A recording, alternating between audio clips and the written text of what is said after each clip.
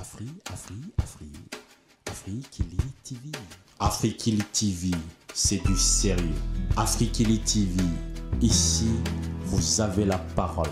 Batata Bama Bandeko, mesdames et messieurs, bienvenue sur l'édito politique d'Afriquili TV, votre chaîne d'opinion. Ici, vous avez la parole.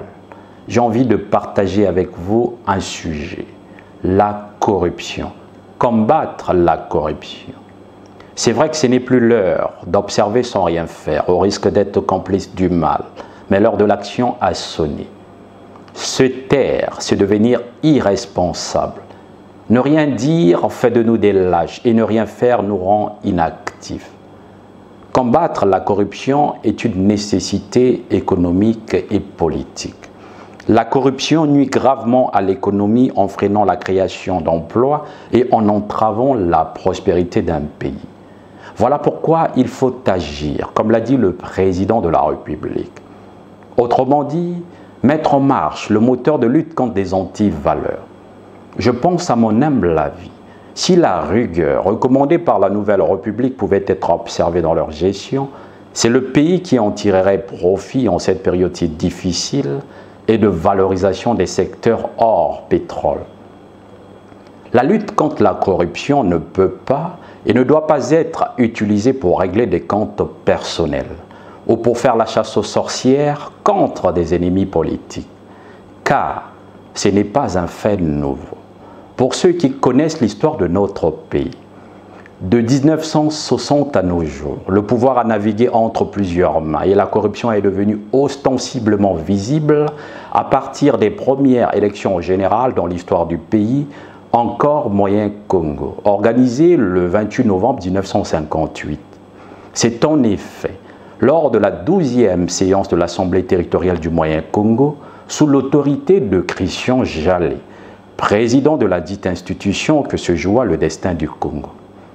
À cette date, l'Assemblée territoriale devrait se prononcer pour ou contre la proclamation de la République et l'adhésion à la communauté.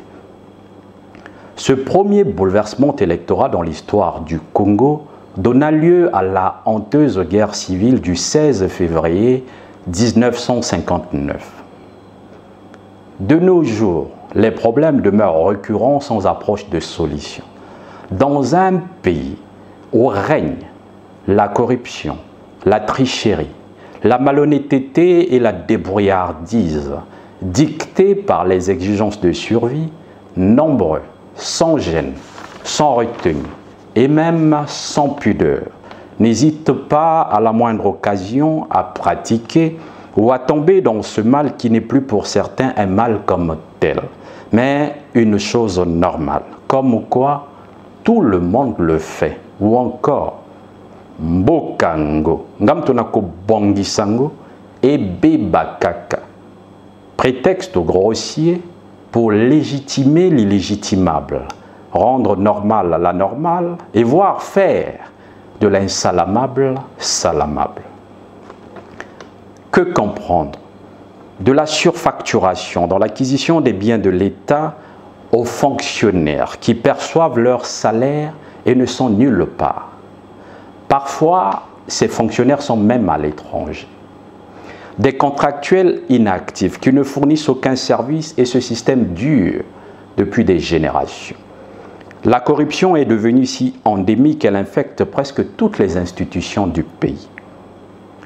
Après avoir diagnostiqué le mal, ce cancer de notre société congolaise, par conséquent, les leçons pour remédier à ce fléau sont: il suffit de s'armer de courage et de la volonté politique, ainsi que la compétence administrative et technique. Si l'État est doté de feuilles de route avec des objectifs précis, si à tous les niveaux, les dirigeants appliquent les lois, si les ressources sont utilisées pour fournir des services au peuple, si les routes sont bien construites et à des coûts réels, si les fonctionnaires utilisent bien les ressources de l'État, si on apprend à nos jeunes ce qui est un comportement éthique, ce qui est la corruption et comment la combattre, et les encourager à revendiquer le droit à l'éducation.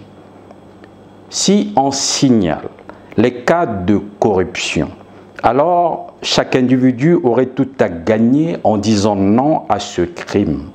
Et le Congo changera d'avenir, car nous bâtirons de nouveau. Mais pour y parvenir, toutes les compétences doivent être associées afin de contribuer, tant soit peu, au combat contre les antivaleurs, c'est-à-dire la corruption, la concussion, la fraude qui tire le pays vers le bas. Je fais appel à toutes les personnes de bonne volonté et de bonne moralité pour dire non à la corruption, oui à la loi du mérite. Non à la concussion, oui au respect de l'autre.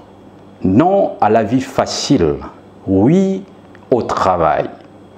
Non à la contrainte, oui à la liberté de tout un chacun. Non au laxisme, oui à l'autorité. Non à la division, oui à l'unité nationale. Car ce que nous unit est plus fort que ce qui nous divise. Mesdames et messieurs, c'est vrai. Ce n'est pas au président de la République seul qui va remettre de l'ordre partout.